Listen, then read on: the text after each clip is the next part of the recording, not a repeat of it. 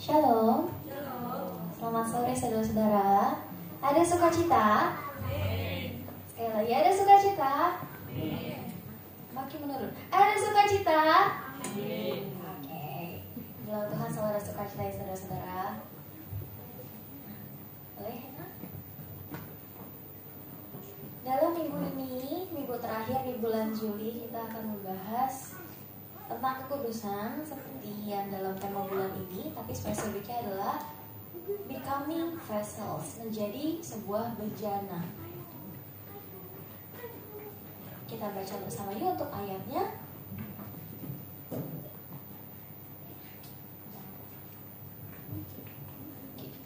Sama-sama ya. Ada di depan ayatnya, bisa langsung dihapus lagi aja.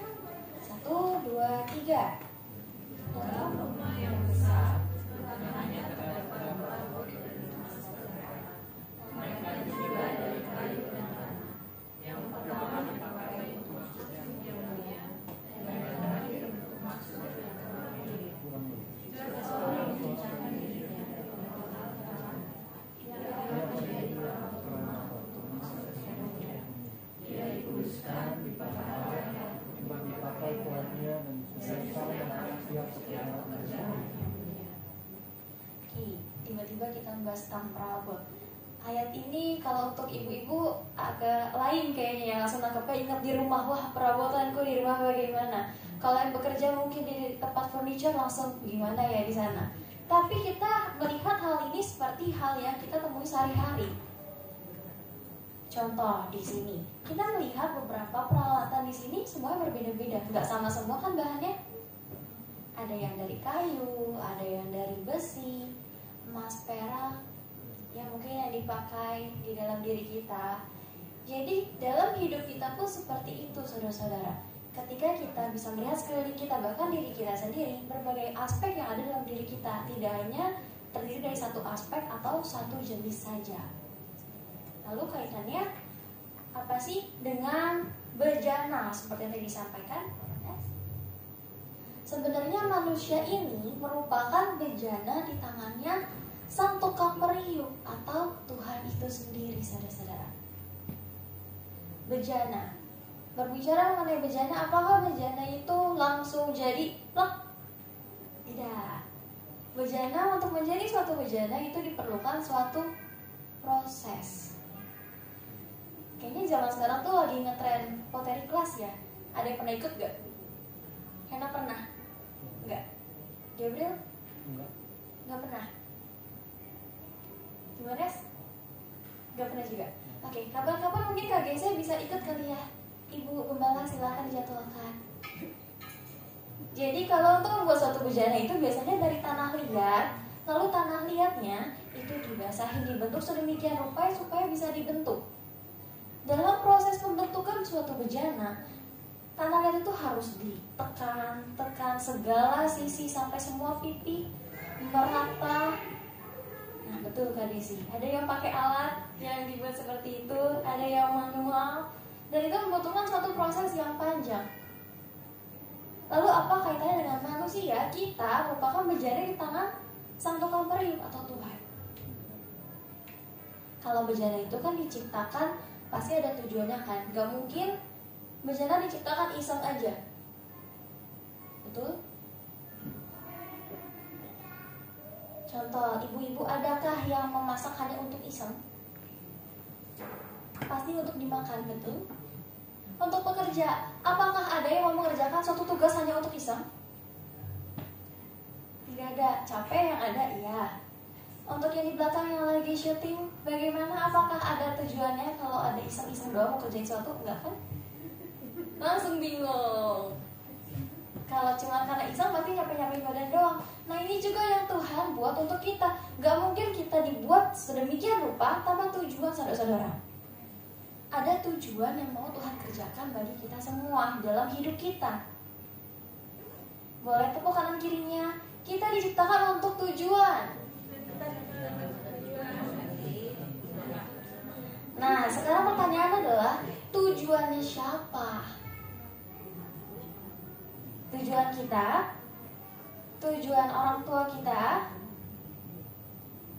tujuan kakak kita atau tujuannya Tuhan yang mau kita selaraskan dalam hidup kita? Sekarang boleh dari sebelah sini bilang tujuannya Tuhan ke sebelah sini. 1, 2, 3. Tujuannya Tuhan. Nah, dibalas dulu dong. 1, 2, 3. Tujuannya Tuhan. Ya, jadi tujuannya Tuhan ya saudara-saudara, kita sebagai bejananya Tuhan dibentuk sedemikian rupa oleh Sang Tukang Periuk atau Tuhan itu sendiri untuk tujuannya Tuhan. Tapi ya namanya juga masih manusia ya. Ada yang di sini sudah tidak tinggal dalam daging ini, melayang-layang seperti roh, tidak kan? Kita semua masih ada dalam daging ini nih, masih hidup dalam daging. Artinya apa? Kita masih memiliki kemauan yang kadang tidak selaras dengan maunya Tuhan. Dan ini adalah suatu proses yang akan terus-menerus kita alami selama kita masih hidup dalam bumi ini. Dan ini adalah suatu perjuangan berat, tapi bisa bersama dengan Tuhan. Karena gimana pun kita akan terus hidup melawan itu semua, untuk kita bisa tetap menjadi bejana sesuai tujuannya Tuhan. Jadi bagi kita yang mungkin sekarang sedang mengalami struggle itu, menghadapi kesulitan-kesulitan itu ketika mau melawan kedagingan kita, menaraskan tujuan kita kepada Tuhan, ya sama-sama kita semangat, karena bersama Tuhan kita bisa. Toh Tuhan yang bentuk kita, tujuannya Tuhan yang mau kita jalani, pasti Tuhan yang kasih kita kekuatan. Nah, biasa dalam suatu proses yang kita hadapi, melewati ini semua, kadang selain kita tuh punya kemauan yang tidak sesuai dengan kehendaknya Tuhan, kita tuh kadang gak taat sama apa yang Tuhan mau. Bahkan hal ini pun bukan hanya terjadi pada kita. Kita sudah baca di Alkitab, banyak tokoh-tokoh di Alkitab pun yang mengalami hal serupa perjuangan. Contoh Yunus. Ada yang tahu kisahnya Yunus? Yunus disuruhnya kemana saudara-saudara? Kemana? Lalu perginya kemana? Akhirnya prosesnya apa? Masuk ke perut ikan dan akhirnya sampai di Niniwe juga. Jadi kurang lebih seperti itulah gambaran ketika kita mau gak udah dari Tuhan, nanti aja ya lakuin itunya, aku yang ini dulu. Ya mungkin kita akan melakukan hal lain, tapi ujung-ujungnya kita akan diproses, dibentuk kembali kepada tujuannya. Jadi ya semakin sering kita mau melawan, semakin sering kita mau bertindak tidak mengikuti Tuhan, akan semakin sakit, akan semakin banyak proses yang kita alami sebenarnya. Jadi ya, yuk kita sama-sama berjuang untuk bisa terus berproses di dalam Tuhan dan mengikuti tujuannya Tuhan, menjadi bejana-bejana untuk dipakai sesuai kehendaknya Tuhan. Dan, nah kalau tadi kan sisi yang kita udah tahu nih sebenarnya kehendak Tuhan itu apa untuk kita, tapi kita nggak mau taat atau kita kayak mau ikuti kehendaknya kita yang lain. Tapi ada satu sisi golongan lagi yang nggak tahu sebenarnya Tuhan tuh maunya aku gimana sih. Dan itu buat kita bisa menjadi frustrasi. Kalau kita dikasih suatu step, tapi kita nggak tahu ujungnya apa, frustrasi gak? Kita disuruh kerjain, Ripka, besok harus sediain makanan 100 porsi jam 6 pagi. Tapi gak dikasih tahu ada apa, terus makanannya harus kayak gimana, pusing gak? Pusing. Sama seperti kita, kadang kita ini gak mengenal apa sih tujuan Allah untuk kita. Jadi ketika kita melewati hal demi hal, hari demi hari, proses demi proses, kita frustrasi sendiri. Jadi penting juga kita untuk bisa mengenal apa tujuan Allah dalam hidup kita. Kita ini mau dibuat jadi bejana yang seperti apa dan untuk apa sih sama Tuhan. Oke, next. Bejana kemuliaan. Ini adalah jawabannya. Allah tuh mau buat kita menjadi bejana kemuliaan, saudara-saudara. Apa sih yang dimaksud dengan bejana kemuliaan? Yaitu alat yang digunakan oleh Allah untuk maksud yang mulia. Siapa yang percaya bahwa kita adalah alat-alatnya Allah? Satu orang di sisi kanan. Siapa yang percaya bahwa kita adalah alat-alatnya Allah? Amin. Ya, yang sudah angkat tangan akan dipakai dan akan ada ujiannya. Wah, langsung amin semua. Berani sekali. Tapi memang harus seperti itu, saudara-saudara. Bagus. Artinya kita sudah menyadari identitas kita. Ya memang kita adalah bejana-bejana kemuliaan, yang artinya adalah alat yang akan digunakan oleh Allah untuk maksud yang mulia. Apa sih maksud yang mulia? Yang pasti adalah tujuannya Allah. Gak mungkin kan Allah merencanakan sesuatu yang tidak baik buat kita? Gak mungkin. Jadi percayalah, apapun yang kita hadapi saat ini, ayo kita sama-sama berproses. Karena kita ini adalah alat untuk maksud yang mulia. Alatnya Allah. Dimanapun kita ditempatkan. Mungkin bejana ini kan tadi dibilang di suatu rumah ya. Rumah besar, rumah kecil, rumah presiden, rumah rakyat. Ya rumah, dimanapun kita ditempatkan saat ini bukan suatu kebetulan. Jadilah bejana kemuliaan, yaitu alat yang digunakan oleh Allah untuk maksud yang mulia. Bukan berarti kalau kita di rumah kecil, tugas kita menjadi lebih kecil. Ya enggak juga, kita bisa berfungsi dengan maksimal. Kalau kita di rumah besar, ya lebih besar lagi tanggung jawabnya sebenarnya. Tapi berfungsilah dengan maksimal. Jangan jadikan itu suatu tekanan, beban yang buat kita malah mundur. Tapi jadikan itu pacuan untuk kita bisa menjadi pribadi yang lebih baik lagi di dalam Tuhan. Berfungsi dengan benar. Nah, ada kriteria dari bejana kemuliaan. Yang pertama, dipersiapkan dengan baik. Adakah sesuatu yang mulia dipersiapkan dengan tidak baik? Tidak mungkin. Coba kita lihat mahkota-mahkota yang dipakai oleh ratu-ratu zaman dahulu. Gak mungkin kan dipersiapkan dengan sembarangan. Atau sekarang, bajunya presiden, gak mungkin kan dipersiapkan dengan sembarangan. Segala sesuatu yang mulia itu pasti dipersiapkan dengan baik. Begitu juga dengan kita. Jadi ketika Tuhan izinkan suatu proses persiapan itu kita lalui, percaya sama Tuhan, bersyukur karena Tuhan proses kita. Berarti kita mau dijadikan bejana kemuliaan untuk tujuan yang mulia. Lalu yang kedua, dikuduskan dari segala yang jahat, dipisahkan dari hal yang tidak baik. Kalau kita mau melakukan suatu hal yang mulia, yang baik, kita tidak bisa bersama melakukan hal yang tidak baik. Kalau gitu namanya nggak bisa jadi baik. Nah, mungkin kan kita mau melakukan suatu kebaikan, menolong orang di sini, tapi kaki kita di sana yang dibuat jahat. Gak bisa kan? Antara kita jatuh, atau nih orang gak ketolong, atau kita ketarik ke sana. Jadi ketika kita mau melakukan hal yang mulia, hal yang baik, apa yang harus dilakukan?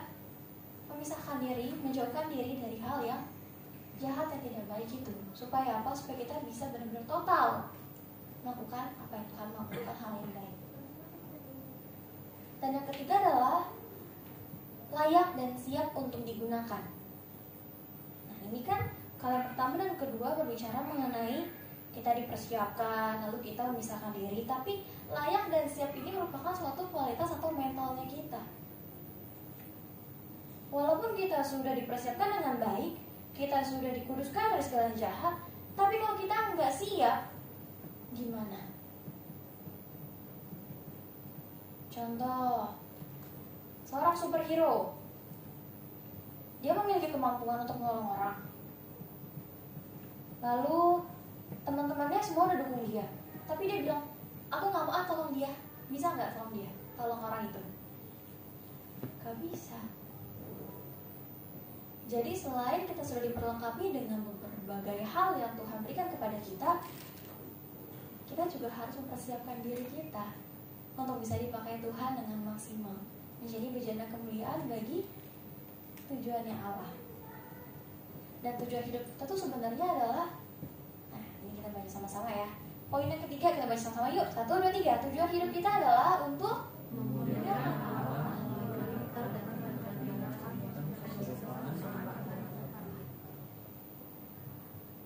Sebenarnya tujuan hidup kita itu adalah untuk memuliakan Allah melalui karakter dan tindakan yang mencerminkan keserupaan dengan Tuhan. Kalau kita tentang hal yang mulia, lalu dikuduskan dari segala yang jahat. Kudus itu kan karakternya Allah ya. Jadi ketika kita bilang kita mau hidup seperti itu, ya kita bisa mencerminkan itu pada sekeliling kita. Dan saat itulah kita juga berfungsi sebagai bejana kemuliaannya Allah untuk tujuan dan juga maksudnya Tuhan dalam kehidupan kita. Lalu kita tuh harus menyadari dan kenali tujuan Allah dalam hidup kita. Seperti tadi awal dibahas, kalau kita sudah persiapkan ini itu tapi kita sendiri sebenarnya nggak paham tujuan kita tuh apa sih, tujuan Allah dalam hidupku tuh apa sih, ya nggak bisa. Nanti kita akan salah jalan, salah arah, atau frustasi sendiri. Nah, di sini ada 2 ayat yang pasti sudah sangat kita kenal. Kita ingatkan lagi bahwa di sini manusia diciptakan menurut gambar dan rupanya Allah untuk mengelola bumi dengan keserupaan karakter dan kekudusan Allah. Jadi sebenarnya Tuhan mau kita tuh untuk bisa mengelola bumi dengan karakternya Tuhan. Apa yang sekarang Tuhan percayakan kepada kita, lakukanlah bagian kita dengan karakternya Tuhan, dengan kekudusannya Allah. Mungkin bagi teman-teman yang saat ini bekerja, karena yang berpekerjaan baru, selamat. Bekerjalah dengan karakternya Tuhan, kelolalah itu semua dengan karakternya Tuhan. Toh dengan itu pun kita akan menjadi bejana kemuliaan sebagai anak Allah. Yang di kuliah, belajarlah dengan benar, bergaulah dengan benar. Karena dengan itu juga kita bisa menjadi bejana kemuliaan Allah, menjadi alatnya Allah. Mungkin untuk ibu rumah tangga, di dalam rumah, lakukanlah segala bagian dengan takut akan Allah, dengan karakternya Allah. Menjadi istri yang baik, yang doa, menjadi ibu-ibu yang baik untuk semua anak-anak, melakukan pelayanannya dengan baik dan karakter Allah. Kita juga bisa menjadi bejana kemuliaan Allah untuk kemuliaan Tuhan dan memberkati seisi keluarga.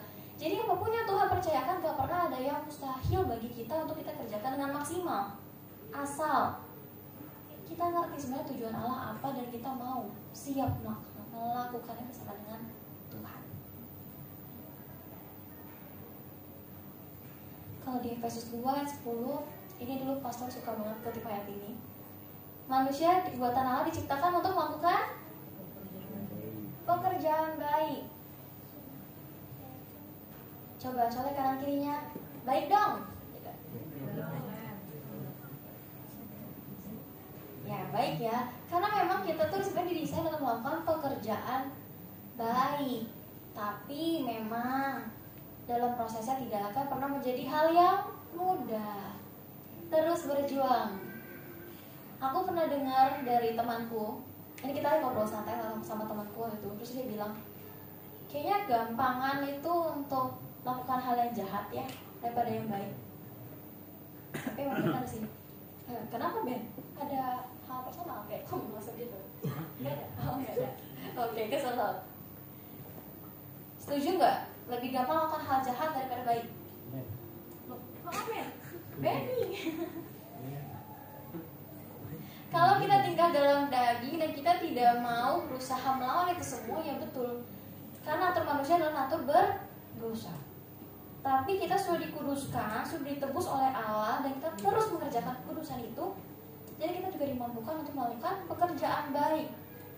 Dan sekali lagi kita tuh diciptakan berdasarkan gambar dan rupanya Allah. Jadi kita tuh adalah baik. Jadi kalau ada sekeliling kita atau siapapun itu yang judge, kita bilang, kamu gak akan pernah bisa berubah, kamu itu orang yang gak baik. Jawab ini, manusia buatan Allah diciptakan untuk melakukan pekerjaan baik, dan aku juga. Tepuk kanan kiri, kamu juga. Jadi kalau kita lagi berusaha, jangan patah semangat, karena kita memang didesain untuk ini. Jadi sama-sama terus berjuang ya. Kita harus izinkan Tuhan juga untuk membentuk dan memproses kita.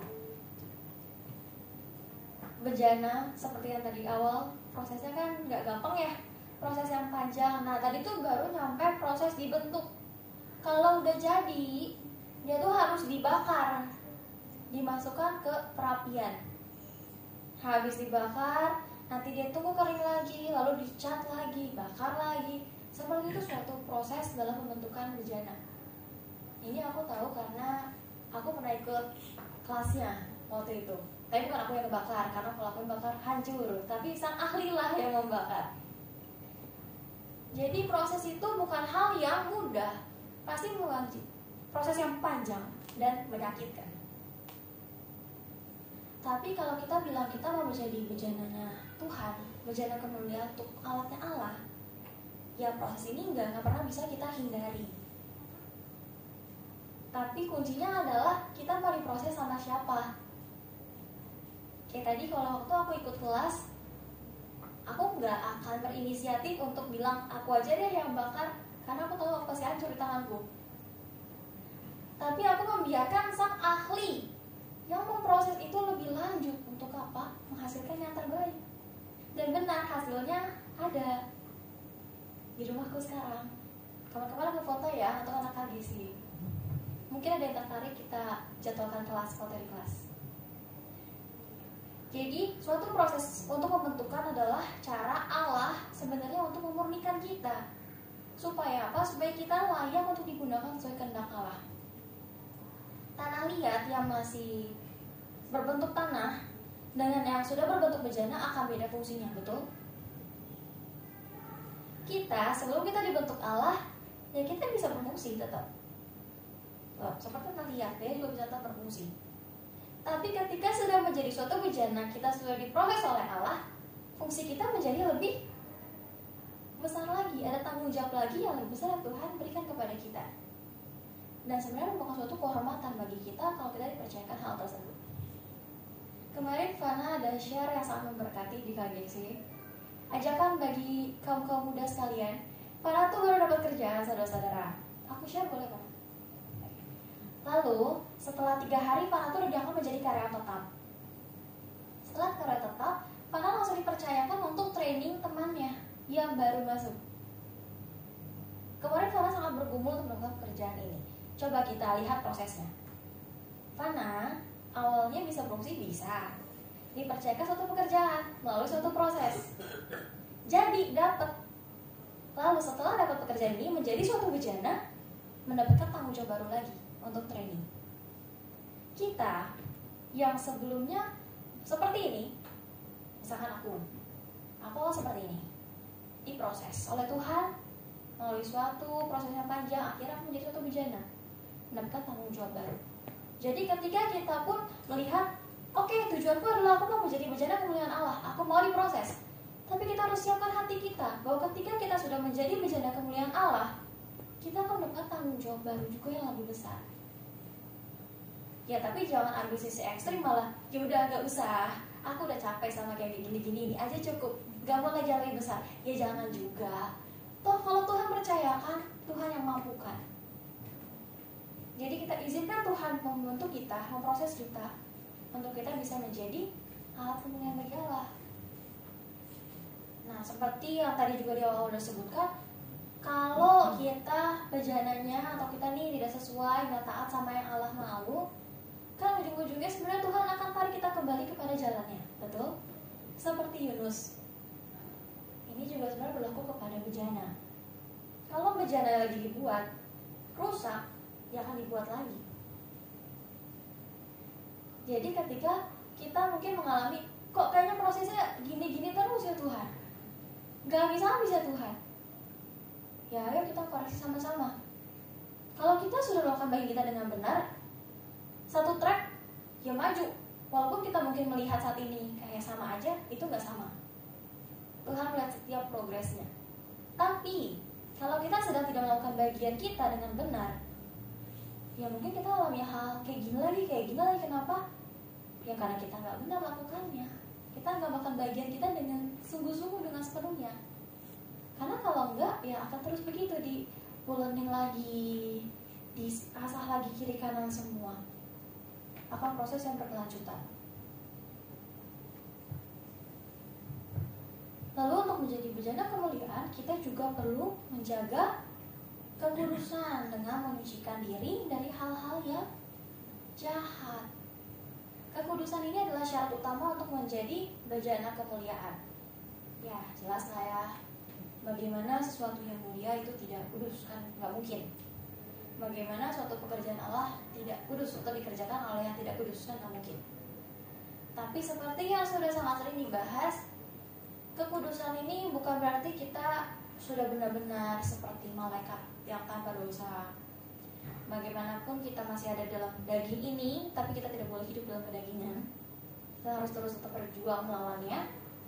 Ketika kita melakukan firman Tuhan, saat itulah kita sedang kudus. Jadi ketika kita mau menjadi bejana kemuliaan, caranya lakukanlah firman Tuhan. Saat itulah kita sedang kudus, dan itu adalah syarat utama untuk bisa menjadi bejana kemuliaan atau menjadi alatnya Tuhan. Ya, masuk akal ya. Gak mungkin kita bisa menjadi berkat bagi orang kalau kita tidak hidup sesuai dengan kebenaran firman Tuhan. Gak mungkin aku bisa memberitakan tentang Tuhan adalah kasih kalau aku hidupnya tidak mengasihi. Betul?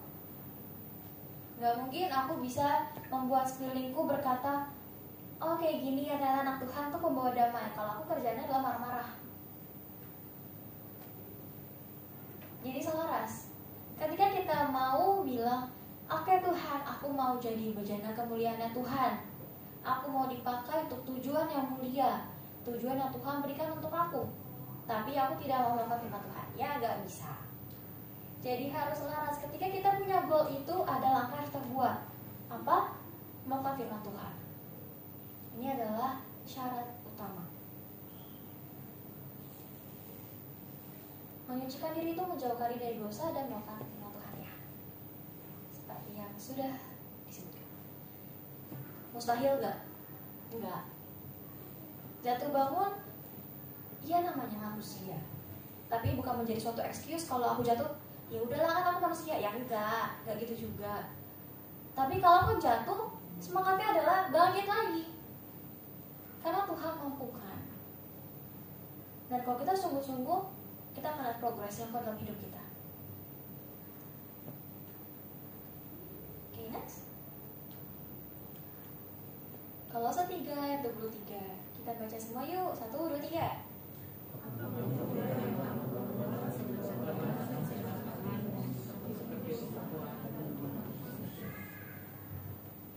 Apapun juga yang kamu perbuat, perbuatlah dengan segenap hatimu seperti untuk Tuhan dan bukan untuk manusia.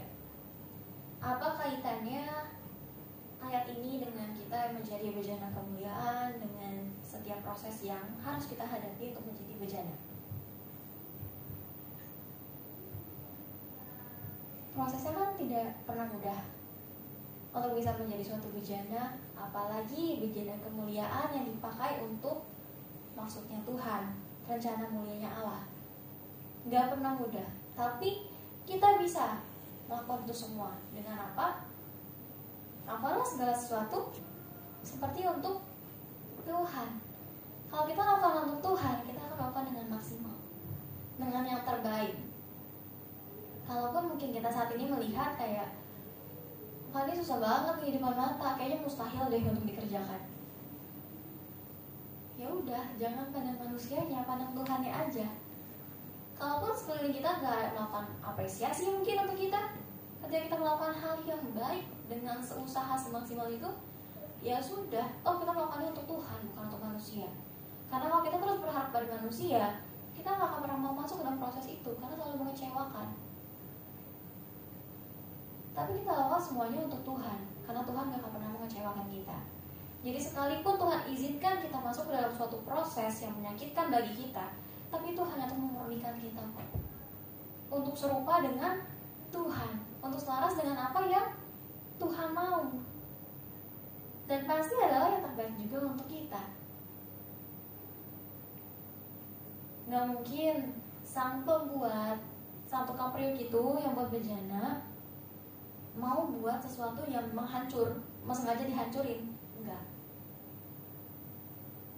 Pasti yang sang pembuat itu sangat menyayangi buatannya, diproses dengan sedemikian rupa, disayang-sayang, dibaik-baik. Tapi memang harus lewati prosesnya, tapi tetap dinaungi dalam semua itu. Sama dengan kita. prosesnya memang tidak mudah, tapi Tuhan yang proses kita. Pasti semuanya menghasilkan yang terbaik. Jadi terus semangat, dan kita lakukan segala hal ini adalah untuk Tuhan. Dalam segala yang dipercayakan pada saat ini, pekerjaan, perkuliahan, sekolah, pergaulan, bahkan mungkin hal-hal yang kita merasa, aduh kayaknya ini mah gak usah deh, terlalu berat buat aku. Kalau Tuhan percayakan itu, berarti Tuhan yang akan mampukan. Lakukan aja semuanya seperti untuk Tuhan, walaupun prosesnya ya terseok-seok dikit ya sudahlah.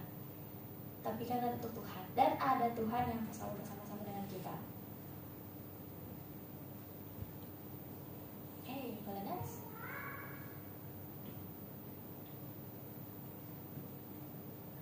Ini adalah kesimpulannya saudara-saudara. Kalau baca sama-sama kayak panjangan ya. Bacain dulu ya. Menjaga kekudusan dengan menyucikan diri dari hal-hal jahat. Jadi tadi caranya, dan Allah memanggil kita untuk menjadi bejana kemuliaan, alat yang layak dan siap dipakai untuk pekerjaan Allah. Sadari tujuan Allah, jalani proses pembentukan, jaga kekudusan dengan melakukan firman Tuhan. Kita akan menjadi alat yang memuliakan Allah dengan itu semua. Serahkanlah hidup kita sepenuhnya kepada Tuhan, karena rencana Tuhan sempurna dalam hidup kita. Lakukanlah segala sesuatu seperti untuk Tuhan. Jadi kalau saat ini ada yang merasa bahwa dirinya adalah pribadi yang tidak layak, hey, Tuhan panggil kita untuk bisa menjadi bejana kemuliaan. Siapa kita yang bilang kita tidak layak? Tuhan aja bilang seperti itu. Bukan hak kita untuk bilang kita nggak layak atau kita nggak baik. Tapi mari kita semua masuk ke dalam proses yang Tuhan izinkan terjadi, proses pembentukan. Lakukan bagian kita, jaga kekudusan. Lakukanlah firman Tuhan supaya kita bisa menjadi alat yang memuliakan Allah. Dan sekalipun prosesnya tidak pernah menjadi suatu hal yang mudah, serahkanlah sepenuhnya hidup kita kepada Tuhan, karena rencana Tuhan itu pasti sempurna dalam kehidupan kita. Dalam setiap yang Tuhan percayakan, lakukanlah yang maksimal seperti untuk Tuhan, bukan untuk manusia. Karena ada tujuan yang mau Tuhan kerjakan dalam hidup kita, dimanapun kita berada, dimanapun kita ditempatkan. Amin. Oke, Tuhan memberkati. Semangat ya semuanya. Mari kita berdoa. Tuhan, terima kasih untuk rencana Tuhan yang selalu benar dalam kehidupan kami. Terima kasih ya Bapak, kami sudah dipanggil untuk bisa menjadi bejana kemuliaan Tuhan. Dan mampukan kami Tuhan yang bisa menjadi anak-anak yang tangguh di dalam setiap proses yang Tuhan izinkan terjadi dalam kehidupan kami. Karena kami tahu seperti bejana yang dibentuk sedemikian rupa oleh tukang periuk, begitu juga Tuhan akan membentuk kami sedemikian rupa untuk tujuan dan maksud kemuliaan Allah. Walaupun dalam proses yang mungkin akan membuat kami merasa sakit, membuat kami merasa ini hal yang berat dan tidak mudah, tapi kami percaya ketika Tuhan yang memproses kami, maka Tuhan akan memampukan kami, dan Tuhan akan yang menjadikan kami menjadi pribadi yang lebih baik lagi, memurnikan kami supaya kami selaras dengan apa yang Tuhan mau dalam kehidupan kami. Dalam setiap hal yang Tuhan percayakan kepada kami, mampukan kami juga untuk bisa melakukan yang terbaik, supaya kami pun boleh menjadi bejana kemuliaan Allah, menjadi alatnya Allah di dalam pekerjaan, di dalam keluarga, di dalam pendidikan, di dalam pergaulan, apapun yang Tuhan percayakan kepada kami. Dalam nama Tuhan yang selalu dipermuliakan melalui hidup kami. Dan juga ya Bapak, ketika kami melalui proses semua itu, sadarkan kami juga Tuhan, mampukan kami untuk kami bisa terus melakukan segala hal seperti untuk Tuhan, bukan untuk manusia. Karena kami tahu dalam Tuhan ada pengharapan yang sempurna, ada kekuatan yang sempurna, dan juga ada rencana yang akan Tuhan nyatakan dalam kehidupan kami dengan sempurna. Terima kasih ya Bapak, kami serahkan hidup kami adalah bejana-bejana Tuhan yang mau dipakai, dan biarlah rencana-Mu yang terjadi tergenapi melalui kehidupan kami. Terima kasih Yesus, kami berdoa. Amin.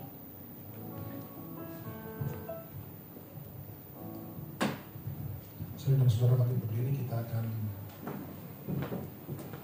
buat pengakuan iman rasuli.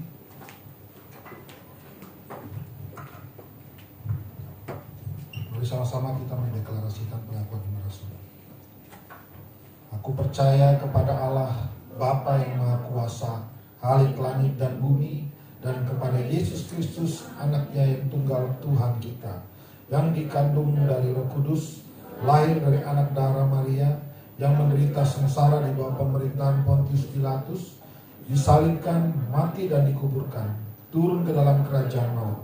Pada hari yang ketiga, bangkit pula dari antara orang mati, naik ke surga, duduk di sebelah kanan Allah, Bapa yang Maha Kuasa. Dan dari sana ia akan datang untuk menghakimi orang yang hidup dan yang mati. Aku percaya kepada Roh Kudus, gereja yang kudus dan am, persekutuan orang kudus, pengampunan dosa, kebangkitan tubuh, dan hidup yang kekal. Amin. Silakan duduk, saudara.